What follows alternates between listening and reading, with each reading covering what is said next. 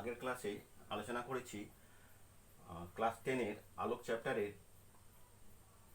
বিভিন্ন মিরার, বিভিন্ন যে গলীয় দর্পণ হয় তার শ্রেণীবিভাগ এবং যে গলীয় দর্পণের বিভিন্ন অংশ, বক্রতা কেন্দ্র, ফোকাস দৈর্ঘ্য, ফোকাস বিন্দু, মেরুবিন্দু, এইসব বিষয় নিয়ে আজকে আমরা আলোচনা করব গলীয় দর্পণের প্রতিবিম্ব গঠনের রশ্মির কি পথ অনুসরণ করে তার যে পদ্ধতিগুলো, সেই বিষয়গুলো নিয়ে।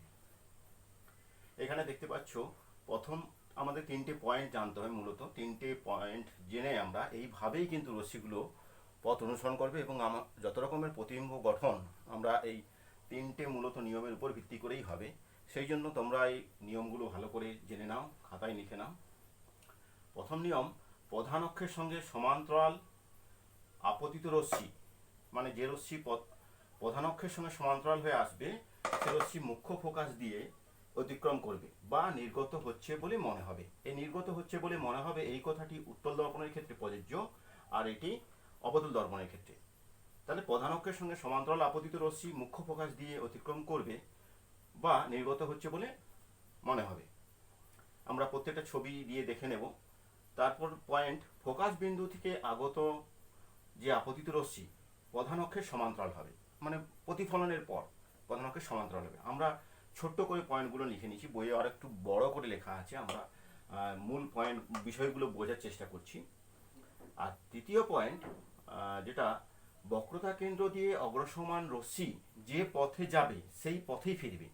যদি বক্রতা কেন্দ্র থেকে কোনো রশ্মি আসে, সেই রশ্মি সেই পথেই, অবতল দর্পণ হোক আর উত্তল দর্পণ হোক, সেই দর্পণের উপর প্রতিফলনের পর সেই পথেই ফিরে আসবে। কারণ বক্রতা কেন্দ্র থেকে রশ্মিটা আপতন কোণ 0 ডিগ্রি বা অভিলম্বভাবে আপতিত হওয়ার ফলে ওই কোণেই, একই কোণে 0 ডিগ্রি কোণ করেই একই পথে ফিরে আসবে। আমরা দেখে নেব এদের তুলনা করে যে বিভিন্ন দর্পণের ক্ষেত্রে কীরকম রশ্মিগুলো হয় বা রশ্মি পথের নিয়মের যে পদ্ধতি আমরা শিখলাম এখানে, তিনটে পদ্ধতি মূলত, সেই পদ্ধতিগুলো আমরা একটু তুলনামূলকভাবে আলোচনা করে নেব।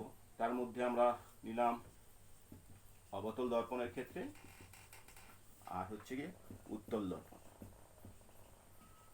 তুলনামূলক আমরা আলোচনা করে নেব যাতে বুঝতে সুবিধা হয়। প্রথম একটি নিলাম এক্ষেত্রে অবতল দর্পণের ক্ষেত্রে। ধরো এটা একটি অবতল দর্পণ, আমরা আগে অবতল দর্পণ আঁকা শিখে গেছি। অবতল দর্পণ কীরকম হয় জানি, যে এই দিকটা আলো আপতিত হবে, এই দিকটা পারদের প্রলেপ থাকবে। ধরো কোনো একটা রশ্মি, সমান্তরাল রশ্মি, এটা প্রধান অক্ষ, এই অংশটা প্রধান অক্ষ, প্রধান একটা আলো রশ্মি দর্পণের উপর সমান্তরালভাবে, সমান্তরাল মানে কার সঙ্গে সমান্তরাল? প্রধান অক্ষের সঙ্গে সমান্তরাল। সেই রশ্মি কোথায় যাবে? ফোকাস বিন্দুতে গিয়ে মিলিত হবে বা ফোকাস বিন্দু থেকে অতিক্রম করবে। তাহলে এটা যদি ফোকাস বিন্দু হয়, এটা যদি বক্রতা কেন্দ্র হয়, তাহলে কোথা থেকে যাবে? এই জায়গা থেকে, ফোকাস বিন্দু থেকে নির্গত হবে। এইভাবে দেখতে পাচ্ছ, প্রধান অক্ষের সঙ্গে সমান্তরাল আপতিত রশ্মি মুখ্য ফোকাস, মানে এটাকে মুখ্য ফোকাস বলা হচ্ছে, দিয়ে অতিক্রম করবে বা নির্গত হচ্ছে বলে মনে হবে। সেটা নির্গত হচ্ছে বলে মনে হবে আমরা কোন ক্ষেত্রে দেখতে পাবো? আমরা উত্তল দর্পণের ক্ষেত্রে দেখি। ধরি আমরা এরকম একটা উত্তল দর্পণ অঙ্কন করলাম, এটা প্রধান অক্ষ। তাহলে সমান্তরাল রশ্মিগুচ্ছ আসুক, আপতিত হলো দর্পণের উপর, এবং এইটা ফোকাস বিন্দু, মুখ্য ফোকাস বিন্দু, তার ঠিক দূরে গিয়ে বক্রতা কেন্দ্র। এবং আমরা এই ক্ষেত্রে দেখে নিই, তার সমান্তরাল রশ্মিগুচ্ছ কী হবে? আপতিত হওয়ার পর নির্গত হচ্ছে বলে মনে হবে মুখ্য ফোকাস থেকে। এটা মুখ্য ফোকাস যদি হয় তাহলে এখান থেকে যেন নির্গত হচ্ছে বলে মনে হবে। ডট ডট লাইন দিলাম, কারণ প্রকৃতভাবে এখান থেকে এখানে রশ্মি যাবে না, তাহলে এখান থেকে নির্গত হচ্ছে বলে মনে হবে। রশ্মিটা এইভাবে নির্গত হচ্ছে বলে মনে হবে। তার প্রধান অক্ষের সমান্তরাল রশ্মি যদি উত্তল দর্পণের উপর আপতিত হয়, তাহলে প্রধান অক্ষ থেকে নির্গত হচ্ছে বলে মনে হবে। মনে হচ্ছে এখান থেকে, ফোকাস বিন্দু থেকে আসছে। আমরা এখানে যদি অভিলম্ব টেনে নিই, মানে বক্রতা কেন্দ্র থেকে যে রশ্মি টানবো, যে রেখা টানবো, সেটা হচ্ছে অভিলম্ব। এইরকমভাবে অভিলম্ব টানতে পারি। এর ক্ষেত্রে অবতল দর্পণের ক্ষেত্রে এই অভিলম্ব টানতে পারি। এখানে দেখতে পাচ্ছ এই বিন্দুতে যে আপতন হচ্ছে, এখানে আপতন কোণ এবং প্রতিফলন কোণ, আপতন কোণ এবং প্রতিফলন কোণ সমান হচ্ছে। এই ক্ষেত্রে একই রকম, এখানে আপতন কোণ প্রতিফলন কোণ সমান হচ্ছে। মানে আমরা যে জানি প্রতিফলনের যে নিয়ম, আপতন কোণ এবং প্রতিফলন কোণ সমান হয়, সেটা বক্রতলে যে প্রতিফলন হচ্ছে সেক্ষেত্রেও প্রযোজ্য। আচ্ছা, দ্বিতীয় যে পয়েন্ট, ফোকাস বিন্দু থেকে নির্গত, ফোকাস বিন্দু দিয়ে নির্গত আগত আপতিত রশ্মি প্রধান অক্ষের সমান্তরাল হবে। দ্বিতীয় যে নিয়মটি দেখে নিই,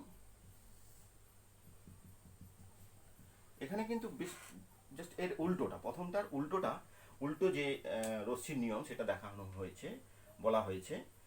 সেখানে কি বলা হয়েছে, যদি প্রধান ফোকাস থেকে কোনো রশ্মি যায়, যদি ফোকাস বিন্দু থেকে আগত আপতিত রশ্মি, এটা ধরো ফোকাস বিন্দু, ফোকাস থেকে আগত আপতিত রশ্মি, ফোকাস বিন্দু থেকে আগত আপতিত রশ্মি, এটা বক্রতা কেন্দ্র, আগত আপতিত রশ্মি কি হবে, প্রধান অক্ষের সমান্তরাল হবে। এটা প্রধান অক্ষ এর সমান্তরাল হবে, তার মানে কি এইভাবে প্রধান অক্ষের সঙ্গে সমান্তরাল হয়ে যাবে। একই রকম উত্তল দর্পণের ক্ষেত্রেও দেখে নিই আমরা।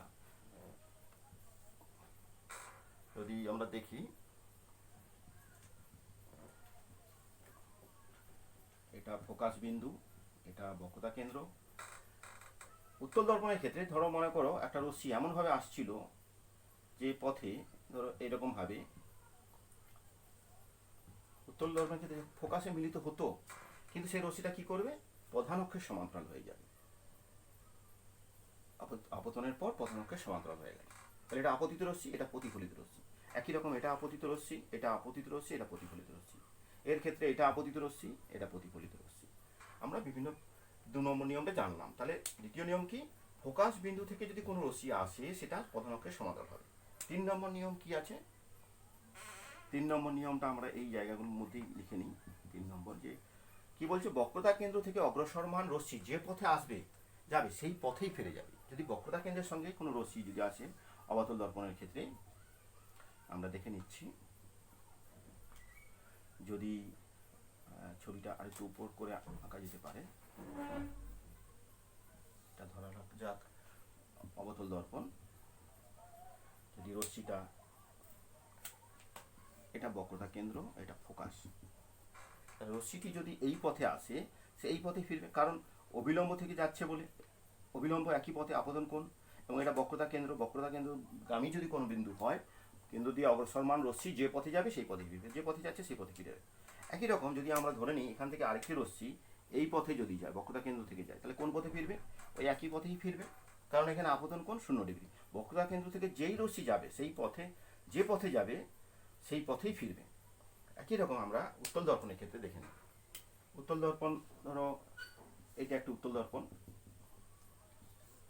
যার বক্রতা কেন্দ্র এইটা, এটা ফোকাস বিন্দু। ধরো কোনো একটা রশ্মি বক্রতা কেন্দ্রের, আমরা উল্লম্বটা টেনে নিই। ধরো কোনো একটা রশ্মি এই পথে আসছে, এই বক্রতা কেন্দ্র যে পথে আসছে সেই পথে আপতিত হলো, কি হবে তাহলে, ওই পথেই যদি আসে ওই পথেই ফিরে যাবে, কারণ আপতন কোণ এখানে 0 ডিগ্রি। একই রকম এক্ষেত্রে যদি আপতন কোণ 0 ডিগ্রি, এই যে যদি প্রধান অক্ষের প্রধান অক্ষ বরাবর যদি কোনো রশ্মি যায়, তাহলে সে তো বক্রতা কেন্দ্রগামী, তাহলে আপতন কোণ 0, তাই প্রতিফলন কোণ 0, যে পথে যাবে সেই পথেই ফিরে আসবে। আমরা তিনটে মূল যে বিষয় আমরা বুঝতে পারলাম। এরপর আমরা কয়েকটা বিষয় জানবো। উপাক্ষীয় রশ্মি, পরাক্ষীয় রশ্মি, এদের ধারণা, মূল যে বিষয়গুলো, পার্থক্য বা ধারণাগুলো আমরা নিয়ে নেব।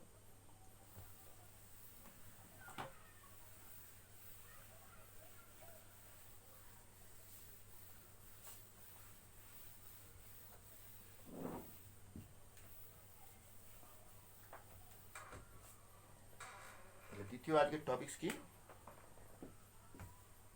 উপাক্ষীয় ও পরাক্ষীয় রশ্মি কাকে বলে। উপাক্ষীয় ও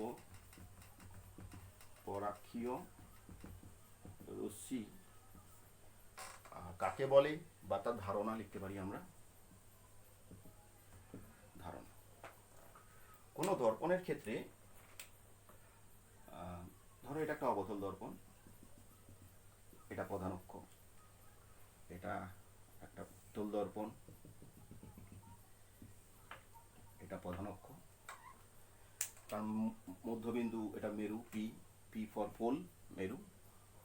যদি কোনো রশ্মি এই প্রধান অক্ষের সঙ্গে কাছাকাছি, যদি এই যে রশ্মিটা আমরা একটা চিহ্ন দিলাম, এই ক্ষেত্রে এই রশ্মিটা যেটা প্রধান অক্ষের কাছাকাছি, প্রধান অক্ষের কাছাকাছি একটা তীর চিহ্ন দিলাম, আর একটা রশ্মি যদি এরকমভাবে যায়, ধরো দর্পণের ঠিক প্রান্তবিন্দুর কাছে, মানে প্রধান অক্ষ থেকে একটু দূরে দুটো তীর চিহ্ন দিলাম, এক্ষেত্রে এখানে ভুল আঁকা হয়ে গেছে। অবতল দর্পণের ক্ষেত্রে আমরা এইরকমভাবে আঁকবো না, কারণ এদিকে পারদের পলক দিয়েছি, তার মানে আমরা এইভাবে আলোক রশ্মিটা পাঠাবো, এইভাবে। তাহলে দেখতে পাচ্ছি যেটা প্রধান অক্ষ, এটা প্রধান অক্ষ, প্রধান অক্ষের কাছে যে রশ্মি একটা তীর চিহ্ন দিয়ে দেখানো হয়েছে, আর দূরের যে রশ্মি সেটাকে দুটো তীর চিহ্ন দিয়ে দেখানো হচ্ছে। এর মধ্যে যেটা উপাক্ষীয় রশ্মি কাকে বলা হচ্ছে, এই যে দুটো রশ্মি প্রধান অক্ষের কাছাকাছি, প্রধান অক্ষের সঙ্গে কাছাকাছি রশ্মি, সেগুলো হলো উপাক্ষীয় রশ্মি। উপাক্ষীয় বা উপ কথাটা আমরা সাধারণত ব্যবহার করি কোনো একটা কিছু কাছাকাছি বিষয়। আর পরাক্ষীয় মানে মনে রাখবে তোমরা, পরাক্ষীয় মানে যেটা একটু পরে, মানে দূরে আছে, পরাক্ষীয় রশ্মি, পরাক্ষীয় রশ্মি যেটা একটু দূরে আছে।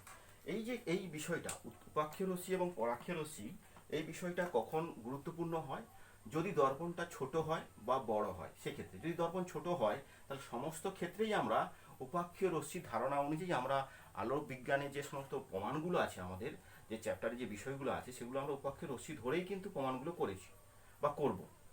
পরাক্ষীয় রশ্মি হলে তার কিছু সমস্যা আছে, যেটাকে বলা হয় গোলকীয় অপেরণ। সেটার সমাধান আমরা পরের ভিডিওতে দেখব। সেটা এখনকার আলোচ্য বিষয় নয়। আজকের আলোচ্য বিষয় উপাক্ষীয় রশ্মি নিয়ে সমস্ত প্রমাণগুলো প্রায় করব। এর সঙ্গে আরেকটি জিনিস আমাদের জানতে হয়, সেটা হলো উন্মেষ।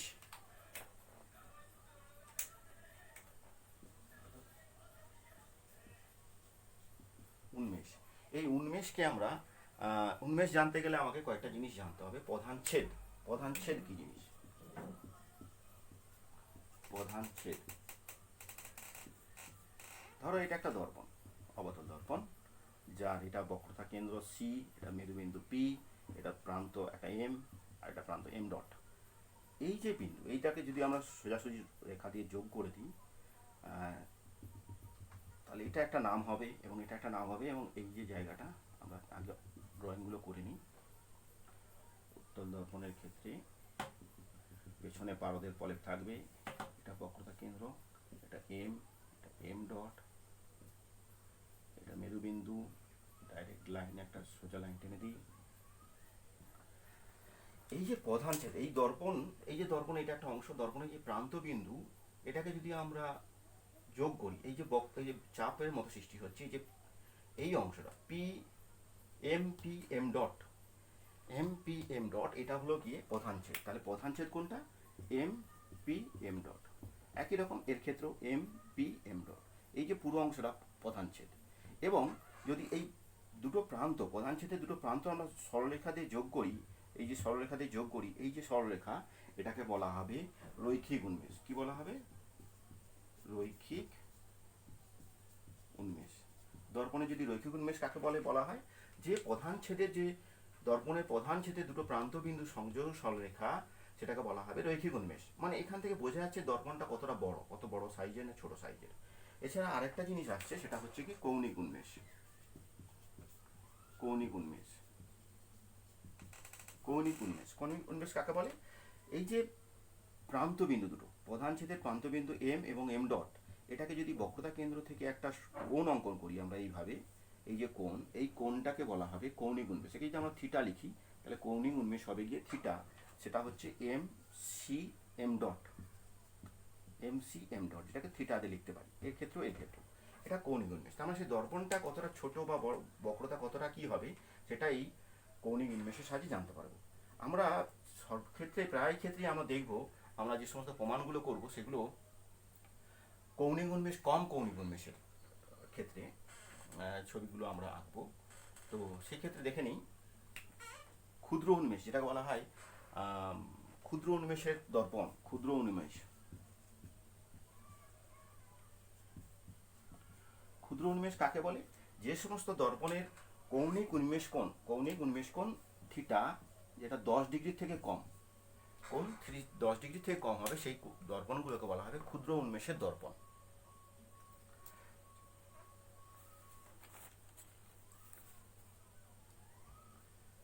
আচ্ছা, এর পরের টপিকস আমরা আজকে কি জানলাম? উপাক্ষীয় পরাক্ষীয় রশ্মি, তার সঙ্গে উন্মেষ এবং প্রধান ছেদ, এগুলো জানলাম। তারপরে 4 নম্বর টপিক বিষয়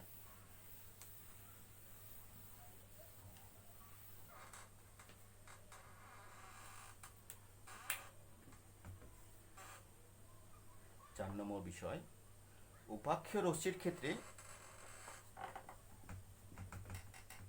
উপাক্ষীয় রশ্মির ক্ষেত্রে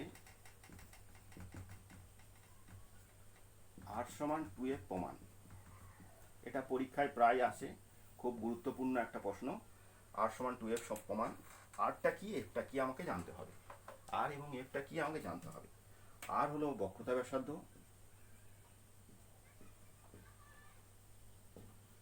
আর এফ হলো ফোকাস দৈর্ঘ্য। আমরা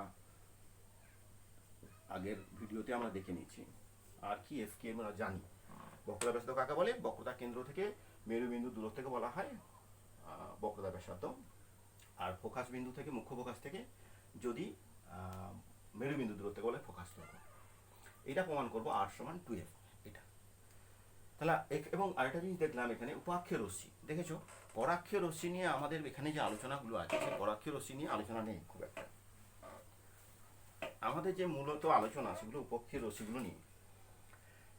তাহলে একটা আমরা দর্পণ অঙ্কন করে ফেলি, উত্তল দর্পণ এবং অবতল দর্পণ দুটো ক্ষেত্রেই। এটা অবতল দর্পণ, এটা প্রধান অক্ষ, এটি উত্তল দর্পণ।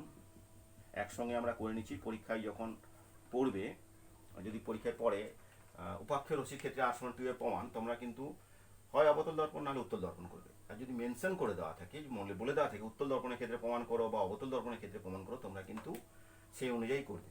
আমরা এখানে এই যে ছবিগুলো আঁকবো, এখানে এটার নাম মেরু, বক্রতা কেন্দ্র সি, বক্রতা কেন্দ্র সি, এফ ফোকাস বিন্দু, এটা ফোকাস বিন্দু এফ। ধরো কোন একটা রশ্মি, সমান্তরাল রশ্মি, আগে আমরা অভিলম্বটা টেনে নিই, অভিলম্বগুলো টেনে নিই। ধরো কোনো সমান্তরাল রশ্মি আপতিত হলো, কোথা থেকে যাবে আমরা জানি। যদি প্রধান অক্ষের সঙ্গে সমান্তরাল রশ্মি আপতিত হয়, অবতল দর্পণে ফোকাস বিন্দু থেকে পাস করবে। তাহলে এই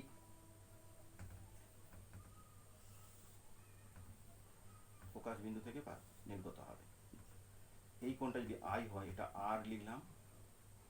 আচ্ছা, এটা নাম দিলাম এ, এবং দর্পণের উপর যে বিন্দুটি আপতন হলো সেটাকে বলা হয় বি দিলাম। একই রকমভাবে আমরা এর ক্ষেত্রে উত্তল দর্পণের ক্ষেত্রে দেখে নিই। একটা সমান্তরাল রশ্মি নিলাম, আপতিত হলো, এ থেকে গেল বি বিন্দুতে, একই রকম নাম আমরা দিচ্ছি, একটু লক্ষ্য করো। তার প্রতিফলনের পর কি হবে? আমরা জানি সমান্তরাল রশ্মি ফোকাস বিন্দু থেকে যেন নির্গত হচ্ছে বলে মনে হবে, ফোকাস বিন্দু থেকে নির্গত। এটার নাম দিয়ে দিলাম আর, এটার নাম আর। তাহলে এখানে আমাকে কয়েকটা জিনিস, যেটা আমাদের পরীক্ষার সময় দেখবে বইয়ে অনেক বেশি করে লেখা থাকে, আমাদের লিখতে গেলে ভুল হয়ে যায়, মনে থাকে না। আমরা কি করব, এই ক্ষেত্রে প্রথমে কি লিখে দেবো, প্রশ্ন যদি থাকে এরকম প্রমাণ করো, তাহলে আমরা কি লিখবো? প্রথমে উপাক্ষীয় রশ্মির ক্ষেত্রে r=2f প্রমাণের জন্য প্রয়োজনীয় রশ্মিচিত্র নিম্নরূপে, ব্যাস লিখে দিলাম। রশ্মিচিত্র নিম্নরূপে লিখলাম, এবং আমরা ওই জিনিসগুলো কোনটা কি আছে সেগুলো পাশে সাইডে লিখে নিই, তাহলে আমাদের পক্ষে অনেক সুবিধা হবে। তাহলে এখানে আপতন কোণ কোনটা, আমি নাম দিয়ে দিই আপতন। আগে আমরা লিখে নিই আপতিত রশ্মি কি কোনটা, আপতিত রশ্মি কোনটা, এ বি। A B. প্রতিফলিত রশ্মি,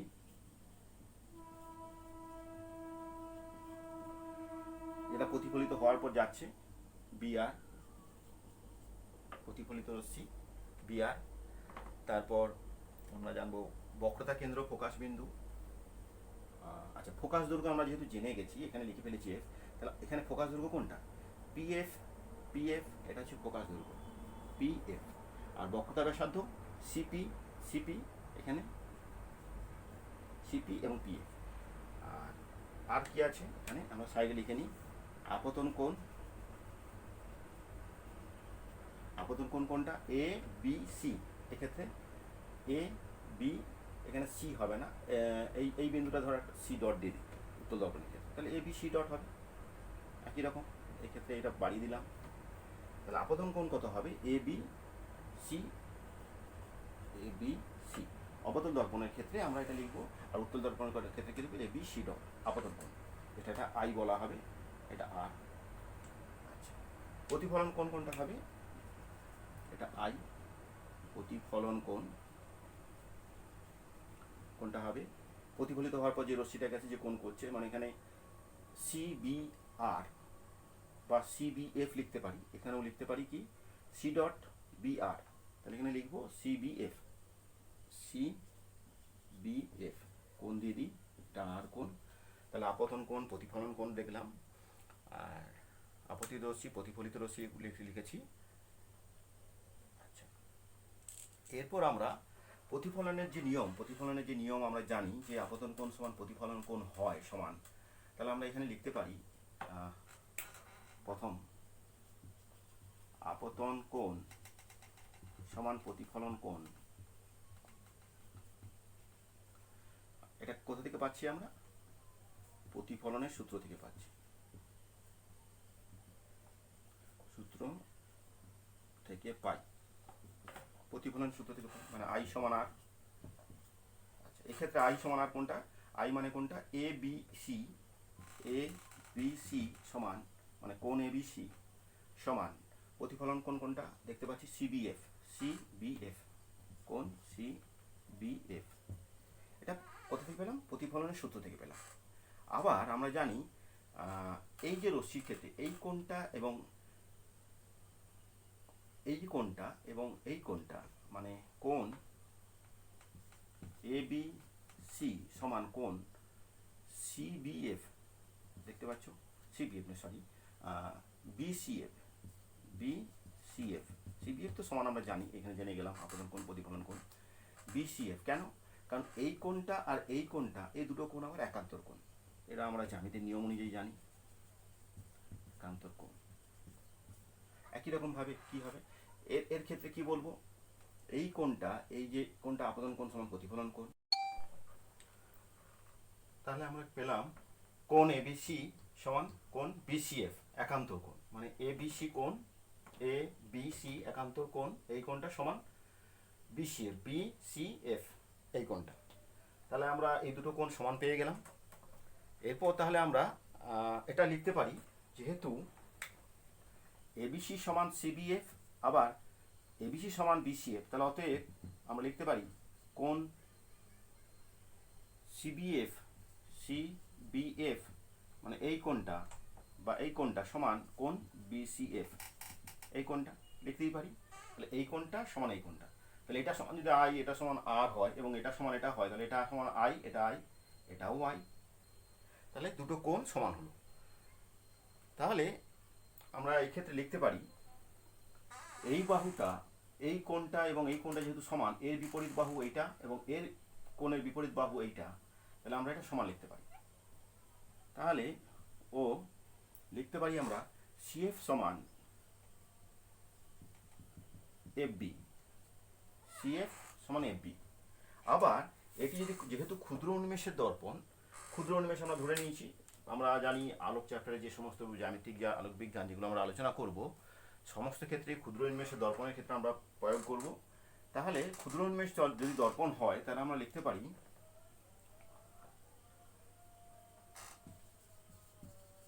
ক্ষুদ্র উন্মেষের দর্পণের ক্ষেত্রে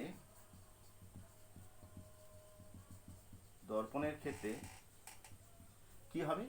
এই দর্পণটা যদি ছোট, তাহলে এই পয়েন্ট, বি পয়েন্ট এবং পি পয়েন্ট, এখানে বি পয়েন্ট এবং পি পয়েন্ট সমান কাছাকাছি হবে। তাহলে আমরা লিখতে পারি বি ও পি বিন্দু খুব নিকটবর্তী বিন্দু হবে, বি ও পি নিকট বিন্দু, ছোট করে সহজে লিখে নিলাম নিকট বিন্দু। তাহলে আমরা লিখতে পারি যদি বি আর পি খুব নিকটবর্তী বিন্দু হয়, তাহলে আমরা লিখতে পারি এফ বি বা বিএফ সমান, বা এফ বি সমান লিখতে পারি এফপি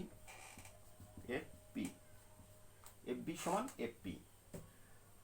আবার আমরা জানি সমান সিএফ, এটা সমান আমার সিএফ, এফ বি সমান সিএফ। ঠিক আছে, তাহলে এরপর আমরা আরও একটা স্টেপ যদি এগিয়ে যাই, তাহলে আমরা লিখতে পারি এক্ষেত্রে আবার যেহেতু সিপি সমান এইটা প্লাস এইটা, তাহলে লিখতে পারি সিএফ প্লাস এফপি। যেহেতু আবার এফপি সমান সিএফ বা এফবি, তাহলে লিখতে পারি এটাকে আমরা 2FP। সিপিটা কি? সিপিটা হলো গিয়ে বক্রতা ব্যাসার্ধ, সিপি, এখানে আমরা দেখতে পাচ্ছি সিপি সমান বক্রতা ব্যাসার্ধ, এটাকে আমরা লিখেছি কত আর দিয়ে, তাহলে এটাকে লিখতে পারি আর। আর এফপি কত, এফপি বা পিএফ ফোকাস দৈর্ঘ্য এফ, তাহলে এটা লিখতে পারি 2F। আর সমান 2F আমরা প্রমাণ করতে পারলাম, আর সমান 2F প্রমাণ। এটা খুব ইম্পর্টেন্ট একটা প্রশ্ন, খুব গুরুত্বপূর্ণ প্রশ্ন, প্রায় পরীক্ষাতেই প্রতি বছর মাধ্যমিক পরীক্ষাতে অল্টারনেটিভ বছর মানে প্রতি বছর ছাড়া বা প্রায় বছরই এই প্রশ্নটা থাকে, খুব গুরুত্বপূর্ণ প্রশ্ন। সেটাকে বইয়ে অনেক বড় করেই লেখা আছে, সেটা আমরা যদি এইভাবে ছোট করে লিখতে পারি তাহলে আমরা কি করব লেখার জন্য, প্রথমে লিখব উপাক্ষীয় রশ্মির ক্ষেত্রে আর সমান 2F প্রমাণের জন্য প্রয়োজনীয় রশ্মিচিত্র নিম্নরূপে। ব্যাস, রশ্মিটা আঁকলে পাশে বিষয়গুলো লিখে দিলাম, তাহলে যারা পরীক্ষকের কাছে যে জানা হয়ে গেল যে এই বিষয়গুলো তুমি জানো, এবং তোমারও ক্ষেত্রে যদি কোনো পয়েন্ট যদি ভুলে যাও তাহলে ডান সাইডে তুমি লিখে নিতে পারবে। তারপর লিখবে আপতন কোণ সমান প্রতিফলন কোণ, প্রতিফলনের সূত্র থেকে পাই, বা এই যে স্টেপগুলো এক এক করে যাবে, তাহলে সমস্ত তথ্য দেওয়া গেল। এবং তোমার কোনো ভুলে যাওয়ার বা এর ক্ষেত্রে যে এক লাইন ধরে এক নাগার ধরে বইয়ের মতো লিখতে হবে সেই প্যাটার্নটাও তোমার প্রয়োজন হলো না, যাতে বেশিরভাগ ক্ষেত্রে ছাত্রছাত্রীরা ভুলে যায় মাঝের মধ্যে। আচ্ছা, এরপরে আমরা টপিকস আমরা আলোচনা করব, যেটা হচ্ছে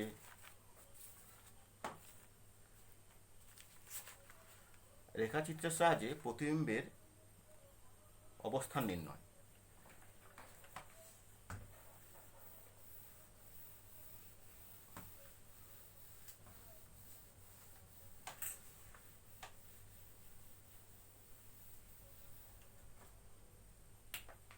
পাঁচ নম্বর পয়েন্ট,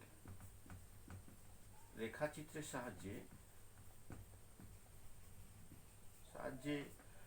প্রতিটি রেখাচিত্রের সাহায্যে প্রতিটি বিন্দু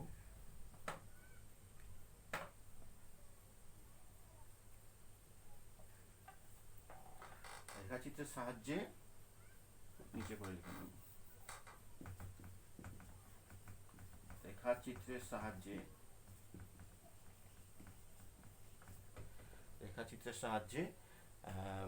প্রতিবিম্বের অবস্থান কার ক্ষেত্রে, দর্পণে, গোলীয় দর্পণে প্রতিবিম্বের অবস্থান নির্ণয়, গোলীয় দর্পণে প্রতিবিম্বের অবস্থান নির্ণয় রেখাচিত্রের সাহায্যে। তাহলে প্রথমে আমরা মূলত এখানে গোলীয় দর্পণ মানে আমরা দুটো দর্পণ, অবতল এবং উত্তল দর্পণ। অবতল দর্পণের কয়েকটা বিষয় আমরা আলোচনা করে নিই, তারপর আমরা উত্তল দর্পণে যাব, অবতল দর্পণ। তার আগে আমরা যে শর্ট নোটগুলো ব্যবহার করবো সেগুলো একটু বলে দিই। যেমন এখানে ইউ বস্তু দূরত্ব তো বোঝাবে, ভি প্রতিবিম্ব দূরত্ব, এফ ফোকাস দূরত্ব, 2F বা আর বক্রতা ব্যাসার্ধ। আচ্ছা, আর তাহলে আমরা এক একটা করে পয়েন্ট নিই। প্রথম 1 নম্বর পয়েন্ট যদি ধরি, এর দর্পণের ক্ষেত্রে ধরো আমরা কোনো বস্তু বা বিন্দু উৎসকে আমরা যদি অসীম দূরত্বে, মানে বস্তুকে ইউ যে লিখলাম, ইউ সমান ইউ টেন্স টু বা তীর ইনফিনিটি লিখলাম, মানে অসীম দূরত্বে কোনো বস্তু আছে, অসীম মানে অনেক দূরে থেকে একটা রশ্মি আসছে, তো সেক্ষেত্রে কীরকম প্রতিবিম্ব গঠন হবে আমরা দেখে নিই। অবতল দর্পণ, এটা অবতল দর্পণ আমরা ড্র করলাম, এটা প্রধান অক্ষ,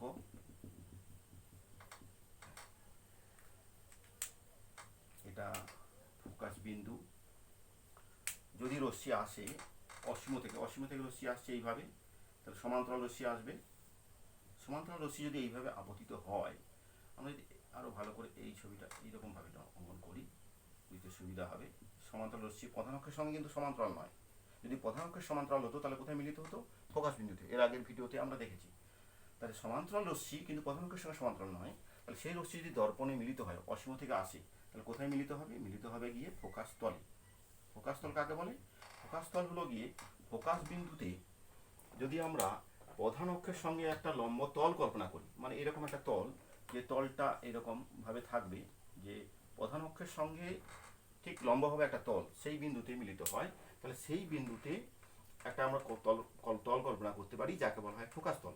তাহলে এখানে প্রতিবিম্ব কোথায় তৈরি হলো, এলো ফোকাস তলে, তাহলে প্রতিবিম্ব দূরত্ব কত হবে, এফ, এখান থেকেই দূরত্ব, কারণ দর্পণ ক্ষুদ্র হয় এবং মেরু থেকে দর্পণের দূরত্ব, ফোকাস দূরত্বকে আমরা ফোকাস তলের দূরত্বকে আমরা এফ দিয়ে লিখি। তাহলে আমরা প্রথমে লিখে নেব প্রতিবিম্বের অবস্থান কি হলো, ভি সমান এফ, যেটা আমরা লিখে নিতে পারি ফোকাস তল, ফোকাস তল 2 নম্বর। এই কয়েকটা পয়েন্ট আমাদেরকে মাথায় সবসময় রাখতে হবে। প্রতিবিম্বটা কীরকম হবে, সদ। সদ কেন বলছি, এর আগের ভিডিওতে আমরা দেখেছি যদি রশ্মিগুলো প্রকৃত মিলিত হয় তাহলে সেই ধরনের প্রতিবিম্বকে বলবো সদবিম্ব। আচ্ছা, 3 নম্বর, এটা অবশিষ্ট না সমশিষ্ট। অবশিষ্ট মানে কি, তোমরা যখন দর্পণের সামনে দাঁড়াও তোমার যে প্রতিবিম্বটা তৈরি হয় দর্পণের সামনে, দেখবে মাথাটা উপরের দিকে আছে, তাহলে প্রতিবিম্বেরও মাথাটা উপরের দিকে থাকে। তাহলে মাথা যদি উপরের দিকে থাকে মানে শীর্ষ, মাথাটা যদি উপরের দিকে থাকে তাহলে বস্তু এবং প্রতিবিম্বের, তাহলে বুঝতে হবে সেটা হচ্ছে কি সমশিষ্ট। আর যদি উল্টো হয়ে যায়, উল্টে যায়, তাহলে তাকে বলে অবশিষ্ট। এখানে দেখতে পাচ্ছি এই প্রধান অক্ষের উল্টো দিকে ছিল রশ্মি, আপতিত রশ্মি, এবং প্রতিবিম্ব তৈরি হয়েছে প্রধান অক্ষের উল্টো দিকে। তাহলে এই ক্ষেত্রে কি হবে, এটা অবশিষ্ট। আমরা সমশিষ্ট উদাহরণও পাবো এরপর। আরেকটা বিষয় জানতে হবে, এই যে প্রতিবিম্বটা গঠন হলো সেটা খুব ক্ষুদ্র হলো, দেখতে পাচ্ছ এটা অতি ক্ষুদ্র, মানে বস্তু সাপেক্ষে অতি ক্ষুদ্র। এর উদাহরণ তোমরা দেখবে অনেক সময় একটা ভালো দর্পণ চ্যাপ্টার আলোচনা করছি, কিন্তু আমরা যদি লেন্স নিয়ে আলোচনা করা যায়, দেখবে লেন্সের সাহায্যে যখন তোমরা সূর্যের আলো লেন্সে পড়ে এবং তোমরা সে কাগজ পোড়ানো হয় একটা জায়গাতে কেন্দ্রীভূত করা হয়, তখন দেখবে সেই যে প্রতিবিম্বটা খুব ছোট প্রতিবিম্ব তৈরি হয় লেন্সের সাহায্যে সূর্যের। সেই যে প্রতিবিম্বটা এরকমই অসীম থেকে আসে রশ্মি, সূর্য থেকে আসার পর একটা বিন্দুতে মিলিত হয়, এটা দর্পণ, সেটা কিন্তু লেন্স। তো সেই ক্ষেত্রে প্রতিবিম্বটা খুব ক্ষুদ্র হয় এবং সেটা কিন্তু সদ হয় লেন্সের ক্ষেত্রে। যাই হোক, আমি তুলনা করার জন্য বললাম বিষয়টা। পরে আমরা লেন্সের যখন টপিকসে আলোচনা করব তখন আরও ওইসব বিষয়ে আমরা বেশি আলোচনা করব, বুঝে নেব ব্যাপারটা কি। আচ্ছা, এরপর আমরা ধরো বস্তুটাকে অসীম থেকে কিছু কাছাকাছি আনলাম, ফোকাসে 2f এর বাইরে, যেটা হচ্ছে কি বস্তু 2f এর বাইরে, 2f এর অসীম থেকে ক্ষুদ্র, মানে অসীমের থেকে কম হবে, 2f এর থেকে বড় হবে, 2f এর থেকে বড় হবে এবং অসীম থেকে কম হয়। মানে আমরা বস্তুটাকে দূর থেকে আস্তে আস্তে করে কাছে আনছি দর্পণের কাছে। তাহলে এর যদি দর্পণ এঁকে নিই, এটা মেরু, এটা ফোকাস, এটা 2f। 2f মানে সেই বক্রতা ব্যাসার্ধ, বা সি লিখতে পারি, এটাকে আমরা সি লিখতে পারি, বক্রতা কেন্দ্র এটা। আর বস্তু রাখা হয়েছে কত, 2f এর বাইরে, মানে 2f এর থেকে বেশি কিন্তু অসীমের থেকে কম। অসীম অনেক দূরে, 2f এর থেকে কম মানে 2f এর থেকে বেশি মানে এই জায়গাটাতে।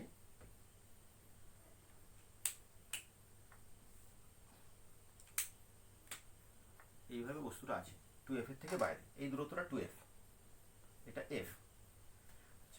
তাহলে বস্তু আমরা জানি যদি রশ্মিগুলো আঁকে অঙ্কন করি, শীর্ষবিন্দু থেকে একটা রশ্মি গেল সমান্তরালভাবে, কোথা থেকে পাস করবে, নির্গত হবে কোথা থেকে, আমরা শিখে গেছি ফোকাস বিন্দু থেকে পাস করবে, ফোকাস বিন্দু থেকে নির্গত হবে। আরেকটা রশ্মি যদি আমরা দর্পণের কেন্দ্র থেকে যায়, বক্রতা কেন্দ্র থেকে যায়, সেটা কি হবে, যদি বক্রতা কেন্দ্র থেকে রশ্মি যায় কি হয়, যেহেতু দর্পণের বক্রতা কেন্দ্র থেকে যায় অভিলম্ব বরাবর আপতন হয়, আপতন কোণ শূন্য, যে পথে যায় সেই পথে ফিরে আসে। আমরা 3 নম্বর নিয়মে আগে শিখেছি ভিডিওতে।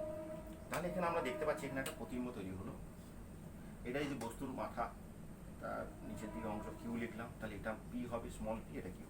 তাহলে পি কিউ হলো বস্তু, প্রতিবিম্ব স্মল পি কিউ। তাহলে এক্ষেত্রে আমরা এই 4টে পয়েন্টই দেখি 4টি পয়েন্ট কী আছে। প্রথমত আছে ভি এফ, এফ এ অবস্থান করছে এখানে, তাহলে কি হবে, ভি এর অবস্থান কোথায় হবে, প্রতিবিম্বের অবস্থান এফ এর বাইরে 2f এর মধ্যে, তাহলে V greater than F, 2f এর মধ্যে, ফোকাস এবং বক্রতা কেন্দ্রের মাঝে মধ্যবর্তী অবস্থানে। 2 নম্বর, এটা সদ না অসদ, যেহেতু দেখতে পাচ্ছ রশ্মিগুলো প্রকৃত মিলিত হয়েছে, তাহলে রশ্মিগুলো যেহেতু প্রকৃত মিলিত হয়েছে তাহলে এই ধরনের প্রতিবিম্ব হচ্ছে সদ প্রতিবিম্ব। 3 নম্বর, যদি যেহেতু এখানে বস্তুর মাথার শীর্ষ রেখেছে প্রধান অক্ষের একদিকে আর প্রতিবিম্বের শীর্ষ প্রধান অক্ষের উল্টো দিকে, তাহলে এই প্রতিবিম্ব কি হবে, অবশিষ্ট না সমশীর্ষ, নিশ্চয়ই অবশিষ্ট হবে। 4 নম্বর, ক্ষুদ্র না বড় না অতি ক্ষুদ্র, আমরা এক্ষেত্রে অতি ক্ষুদ্র বলছিলাম, এটাকে আমরা বস্তুর সাপেক্ষে ক্ষুদ্র বলবো, তাহলে এটা হলো ক্ষুদ্র প্রতিবিম্ব তৈরি হবে। এইভাবে আমরা ছোট করে পয়েন্ট আকারে আমরা নিজেরাও ড্রয়িং করে যদি লিখে নিই তাহলে আমাদের বুঝতে সুবিধা হবে। তারপর যখন পরীক্ষায় যদি কোনো কারণে যখন পড়বে তখন আমরা এগুলোকে ব্যাখ্যা করব, তখন এগুলোকে আপতিত রশ্মি, প্রতিফলিত রশ্মি, আপতন কোণ, প্রতিফলন কোণ, এইভাবে আমরা ব্যাখ্যা করব, বিভিন্ন নাম দেওয়া উচিত। আমরা এখন বোঝার জন্য বিষয়গুলো ছোট করে লিখে নিচ্ছি। আচ্ছা, 3 নম্বর পয়েন্ট,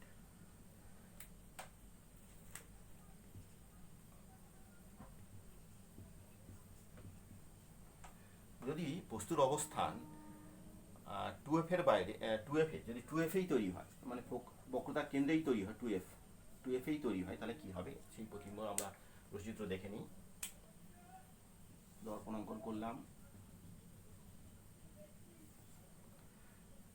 এটা ফোকাস বিন্দু, এটা 2f, মানে বক্রতার কেন্দ্র বা সি লিখতে পারি। এই বস্তু বলা হয়েছে এখানে 2f এ, তাহলে বস্তু থাকবে 2f, এই অবস্থানে থাকবে পি কিউ। এক্ষেত্রে রশ্মিটা আমি আগে অঙ্কন করে নেব, যে যেহেতু আমি জানি একে আমার অভ্যাস হয়ে গেছে, প্র্যাকটিস হয়ে গেছে, তাই আমি প্রতিম্বটাকে আগে সমান করে এরকমভাবে টেনে নিলাম। দেখি কি হয়, কীভাবে করতে পারি। তাহলে সমান্তরাল রশ্মি শীর্ষ থেকে একটা গেল, গিয়ে কোথা থেকে যাবে, ফোকাস বিন্দু থেকে গিয়ে পাস করলো, মানে এই জায়গাটা মিট করলো। সমান্তরাল রশ্মি প্রধান অক্ষের সঙ্গে গিয়ে প্রতিফলনের পর ফোকাস থেকে যায়। আর কি করব, ফোকাস থেকে যদি নির্গত রশ্মি কি হয়, প্রধান অক্ষের সঙ্গে সমান্তরাল হয়ে যায়।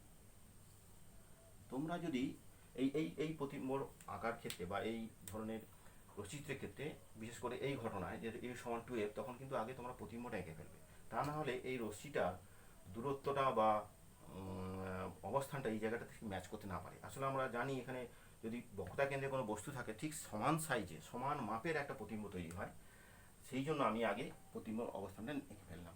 তাহলে এর ক্ষেত্রে যে বৈশিষ্ট্যগুলো হবে, প্রথম কি কি হবে, প্রতিম্ব কোথায় হচ্ছে, বক্রতা কেন্দ্র হচ্ছে, মানে ভি সমান 2f, 2 নম্বর পয়েন্ট। সৎ না অসৎ, না অসৎ, এটা হবে সৎ, কারণ রশ্মিগুলো প্রকৃতভাবে মিলিত হয়েছে, 3 নম্বর পয়েন্ট। এটা অবশিষ্ট না সমশিষ্ট, দেখতে পাচ্ছি এর মাথা একদিকে আর প্রতিম্বের মাথা উল্টো দিকে, স্মল পি কিউ নাম দিয়ে দিই আমরা।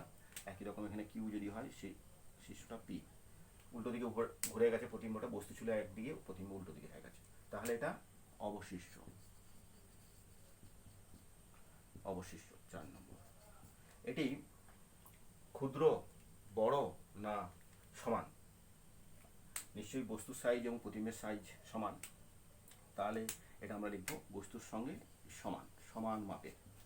তাহলে আমরা 3টে পয়েন্ট দেখলাম, বস্তুকে বিভিন্ন দূরত্ব থেকে আমরা অসীম থেকে আস্তে আস্তে করে দর্পণের কাছে আনছি। এরপরের আমরা পয়েন্ট যাব,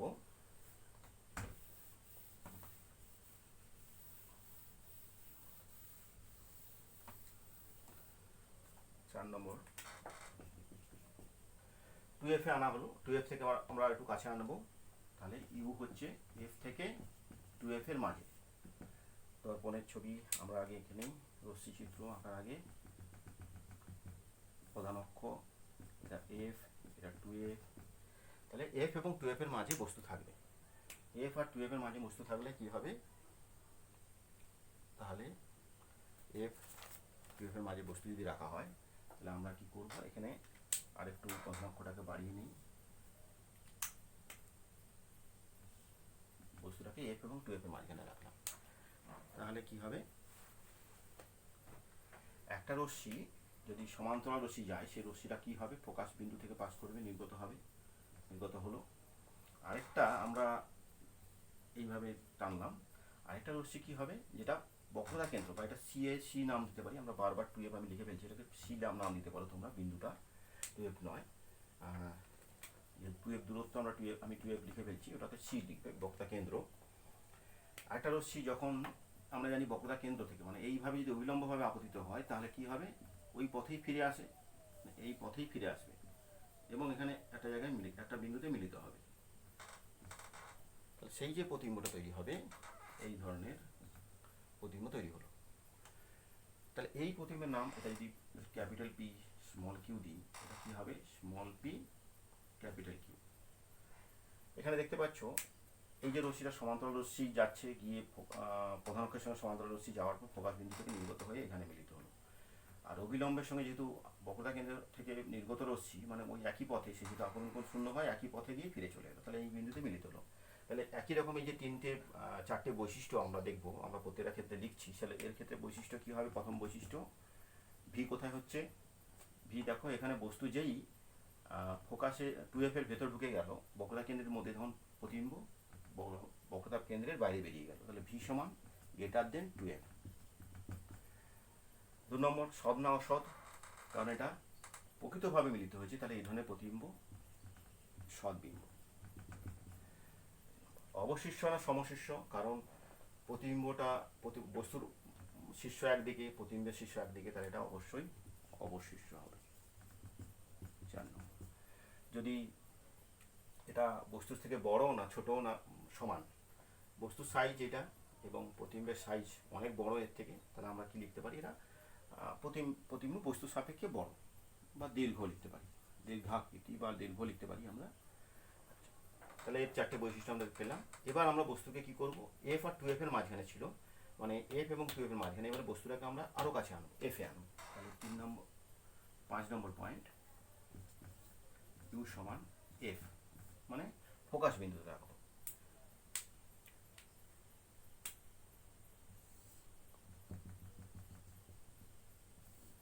ফোকাস বিন্দু এটা সি বক্রতা কেন্দ্র।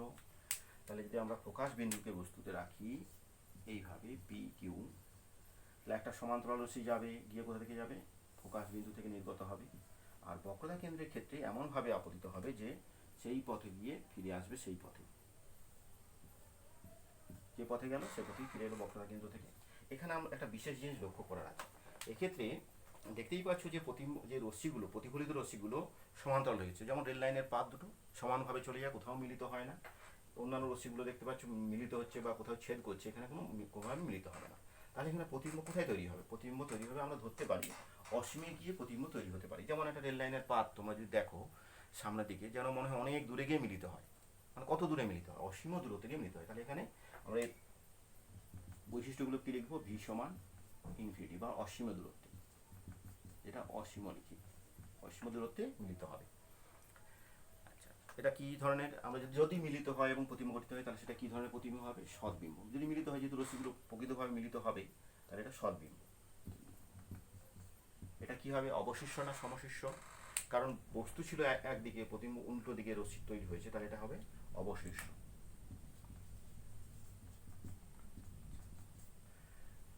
আর কি হবে? যে প্রতিবিম্বটা তৈরি হবে সেটা খুব বড়, যেমন হচ্ছে অসীম থেকে এসে যখন খুব ক্ষুদ্র প্রতিবিম্ব তৈরি করে, সেই আগের আমরা 1 নম্বর কেসে দেখেছিলাম, এটাতে কি দেখতে পাবো? যেহেতু ফোকাসে আছে, এটা অসীমে তৈরি হবে, তাহলে কি হবে? অতি দীর্ঘাকৃতি বা বহুগুণ বিবর্ধিত বলতে পারি, বহুগুণ বিবর্ধিত। দীর্ঘাকৃতি বা দীর্ঘ বা বিবর্ধিত, এই ধরনের কথাগুলো আমরা এখানে ব্যবহার করতে পারি। বহুগুণ বিবর্ধিত। আমরা দেখতে পাচ্ছি তোমরা যে যখন অসীম দূরত্বে ছিল বস্তুটা, ফোকাসে আসছিল, ফোকাসে মিলিত হয়েছিল, যখন ফোকাসে রাখা হয়েছে বস্তু, প্রতিবিম্বটা অসীম দূরত্বে চলে গেছে। এবং তোমরা 2 নম্বর এবং 4 নম্বর কেস যদি তুলনা করো, দেখবে 2 নম্বরে কি ছিল? ফোকাস 2F এর বাইরে বস্তু ছিল, প্রতিবিম্ব এসে গেছে 2F এর ভেতরে, আর এখানে 2F এর ভেতরে বস্তু আছে, প্রতিবিম্ব চলে গেছে 2F এর বাইরে, ঠিক উল্টো প্রতিবিম্ব তৈরি হয়েছে। এরপর আমরা এই অবতল দর্পণের শেষ যে রশ্মিচিত্র সেটা অঙ্কন করব।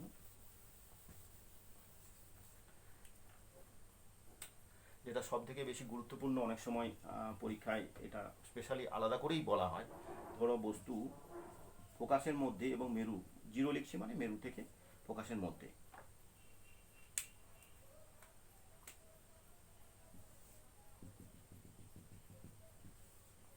এটা মেরু বিন্দু, এটা ফোকাস, আর একটু আমরা দূরে করে নিই, এটা ফোকাস বিন্দু ধরে নিলাম, এটা 2F বা সি বক্রতা কেন্দ্র।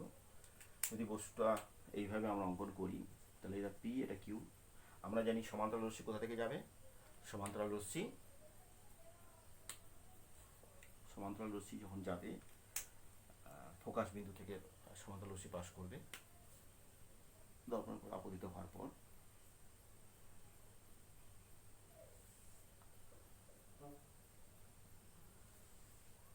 সমান্তরাল রশ্মি ফোকাস বিন্দু থেকে পাস করবে, এটা ফোকাস বিন্দু নাম দিয়েছে, এটা ফের এইটাই। আর কি হবে? বক্রতা কেন্দ্র থেকে যে রশ্মিটা আসবে সেটা এইভাবে ছড়িয়ে যাবে, এইভাবে রশ্মিটা চলে যাবে, গিয়ে এই পথে ফিরে আসবে। তাহলে দেখতে পাচ্ছি এখানে এই রশ্মিটা যেন মনে হচ্ছে অপসারিত হচ্ছে, এরকম একটা জায়গা থেকে অপসারিত হচ্ছে, এরকমভাবে বেরিয়ে আসছে। অপসারী আর অভিসারী রশ্মি আমরা আগে শিখে গেছি। অপসারী মানে একটা জায়গা থেকে বেরিয়ে যাওয়া, আর অভিসারী মানে একটা জায়গায় মিলিত হওয়া। এই রশ্মিটা যেন মনে হয় এই দিক থেকে অপসারিত হয়ে আসছে, এদিকে যদি আমরা এটাকে বাড়িয়ে দিই রশ্মিগুলোকে, তাহলে এরকম একটা জায়গাতে মিলিত হবে। তা সেখানে সেখানে যদি একটা জায়গায় মিলিত হয় তাহলে সেখানে একটা প্রতিবিম্ব তৈরি হবে, তাহলে সেটার নাম হলো পি এবং কিউ। এখানে এটার নাম পি কিউ, এটা ছোট পি কিউ হবে, যেটা প্রতিবিম্বকে আমরা স্মল পি কিউ দিয়ে লিখছি। তাহলে এর বৈশিষ্ট্যগুলো এবার আমরা দেখে নিই। প্রথম বৈশিষ্ট্য, প্রতিবিম্ব মানে ভি এর অবস্থান কোথায় হচ্ছে। প্রতিবিম্ব দেখতে পাচ্ছি আমরা দর্পণের পিছনে, তাহলে আমরা এখানে প্রথমে লিখব ভি দর্পণের পিছনে। 2 নম্বর, সৎ না অসৎ, এখানে রশ্মিগুলো প্রকৃতভাবে মিলিত হয়নি, তাহলে এইটা কি হবে, অসৎ বিম্ব। এবং এটা সমশীর্ষ না অবশীর্ষ, এখানে বস্তু পদানক্ষের একদিকে, এদিকে মাথা শীর্ষ আছে, প্রতিবিম্বেরও শীর্ষ পদানক্ষের একই দিকে আছে, তাহলে এটাকে কি লিখতে পারি আমরা, সমশীর্ষ। এতগুলো আমরা কেস করার পর যে বিষয়গুলো আমরা আলোচনা করলাম টপিক, তার মধ্যে এটা দেখলাম যে প্রতিবিম্ব দর্পণের সঙ্গে সমশীর্ষ এখানে প্রতিবিম্ব তৈরি করেছে। তারপরে কি হবে, এটি বড় না ছোট প্রতিবিম্ব, এখানে প্রতিবিম্ব আমরা দেখতে পাচ্ছি বস্তু থেকে বড়, তাহলে এটা কি লিখব, বিবর্ধিত বা দীর্ঘাকৃতি লিখতে পারি, বিবর্ধিত লিখি, বিবর্ধিত। তাহলে আমরা দেখতে পেলাম মোট ছটা ধরনের হচ্ছে কি রশ্মিচিত্র কিভাবে দর্পণের ক্ষেত্রে তৈরি হয়, আমরা দর্পণের ক্ষেত্রে আমরা করতে পারলাম। এরপর আমরা অবতল দর্পণ দেখে নিলাম, উত্তল দর্পণের ক্ষেত্রে দেখে নিই কী কী জিনিস বিষয় হয়।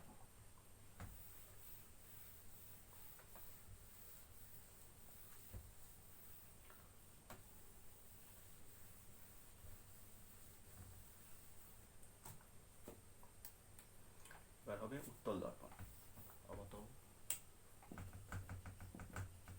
এই টার্মগুলো আমরা একই রকমভাবে ব্যবহার করব, 2f আর বক্রতার কেন্দ্র, বক্রতা ব্যাসার্ধ উত্তল দর্পণের ক্ষেত্রে। এর খুব একটা বেশি ছবি আঁকতে হবে না, আমাদেরকে জানতে হবে না, এর মূলত দুটো উপায়। একটা ধরো ইউ অসীম বা ইনফিনিটিতে আছে, তাহলে একটা যদি উত্তল দর্পণ আমরা ড্র করি, এটা প্রধান অক্ষ পি, এটা ফোকাস বিন্দু কি হবে, ধরো একটা সমান্তরাল রশ্মি যদি এখানে আপতিত হয় এই বিন্দু থেকে, কি হয় আমরা জানি ফোকাস বিন্দু থেকে মিলিত হয় বা নির্গত হয় এই বিষয়গুলো। তাহলে এখানে রশ্মিগুলো যেহেতু প্রধান অক্ষের সঙ্গে সমান্তরাল নয়, যদি প্রধান অক্ষের সমান্তরাল হতো তাহলে ফোকাস বিন্দুতে মিলিত হতো, যেহেতু প্রধান অক্ষের সমান্তরাল নয় তাহলে এরা মিলিত হবে একটা জায়গা, যেটা হচ্ছে কি ফোকাস তল।